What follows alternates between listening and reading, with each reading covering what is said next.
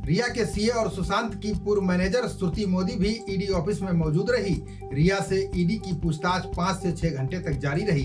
2 घंटे तक चली पूछताछ के बाद रिया का भाई ईडी दफ्तर से बाहर निकला। बता दें कि इस बारे में रिया चक्रवर्ती के वकील ने ईडी से गुहार लगाई थी। जब तक सुप्रीम कोर्ट मामले की सुनवाई चल रही है तब तक इस मामले में ईडी उनसे पूछताछ ना करे, मगर ईडी ने उनके अपील को खारिज कर दिया। 12 बजे ईडी ने रिया चक्रवर्ती को पूछताछ के लिए बुलाया था, जिसके लिए अपना बयान दर्ज करने के लिए रिया चक्रवर्ती ईडी के सामने पेश हुई हैं। वहीं इस मामले में जांच के लिए मुंबई गए आईपीएस अधिकारी विनय तिवारी ने कई खुलासे किए हैं। ईडी ने रिया से कई तीखे सवाल पूछे हैं। प्रवर्तन निदेशालय ने रिया चक्रवर्ती और उनके परिवार के सदस्यों के लिए सवालों का एक सेट तैयार किया है, जो उनके लिए मुश्किलें खड़ी कर सकता है। सुशांत के बैंक खाते से वित्तीय लेन देन से संबंधित 20 से अधिक प्रश्नों का एक सेट तैयार किया गया है। रिया पर सुशांत सिंह के अकाउंट से 15 करोड़ निकालने का आरोप है। रिया पर ये आरोप सुशांत के पिता ने लगाया है। 2 घंटे के बाद जब रिया चक्रवर्ती के भाई सेविक बाहर निकले तो मीडिया वालों ने कई सवाल पूछे। सेविक ने बिना कुछ कहे वहां से निकल जाना बेहतर समझा। ईडी रिया से कई सवालों का जवाब चाहती है। मसलन क्यों सुशांत के अकाउंट से रिया को लाखों के ट्रांजैक्शन हो रहे थे। रिया के नाम मुंबई में 2 प्रॉपर्टी हैं। इन दोनों प्रॉपर्टी को खरीदने के लिए कहां से लेन देन किया गया। सुशांत की कंपनी से रिया और उनके भाई का नाम क्यों जुड़ा है।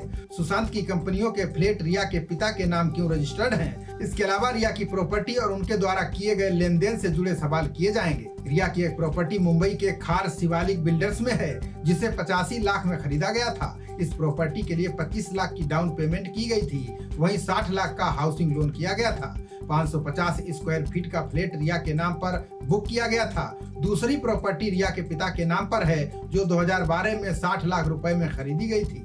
2016 में इस प्रॉपर्टी का पोजीशन पैराडाइज ग्रुप बिल्डर ने दिया था। वहीं रिया चक्रवर्ती के ईडी ऑफिस पहुंचने के बाद सुशांत की बहन श्वेता ने ट्वीट किया है, जिसमें उन्होंने लिखा है, हर हर महादेव। सुशांत सिंह केस में जैसे जैसे जांच आगे बढ़ रही है, कई ऐसी बातें सामने आ रही हैं। ये रिया चक्रवर्ती की मुसीबत बढ़ा रही हैं। कई मौकों पर मुंबई पुलिस भी सवालों के घेरे में आ रही है।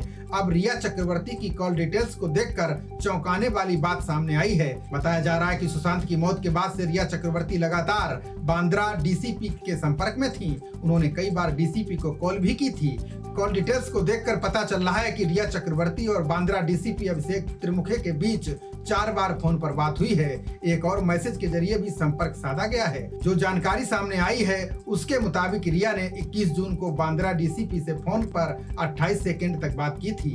22 जून को डीसीपी ने रिया के लिए मैसेज छोड़ा था। इसके बाद डीसीपी त्रिमुखे ने 22 तारीख को ही रिया से फोन पर 29 सेकंड तक बात की थी। 8 दिन के बाद फिर डीसीपी त्रिमुखे की तरफ से रिया चक्रवर्ती को फोन मिलाया गया। तब 66 सेकंड तक दोनों के बीच बातचीत हुई। इसके बाद कुछ दिनों तक दोनों ने एक दूसरे से कोई बात नहीं की। 18 जुलाई को एक बार फिर रिया की तरफ से डीसीपी को फोन मिलाया गया। इन फोन कॉल्स पर मुंबई पुलिस ने सफाई पेश की है। पुलिस का कहना है कि ये कॉल के जरिए रिया को सांता क्रूज पुलिस स्टेशन बुलाया गया। ये फोन कॉल ऑफिशियल वजहों से किया गया था।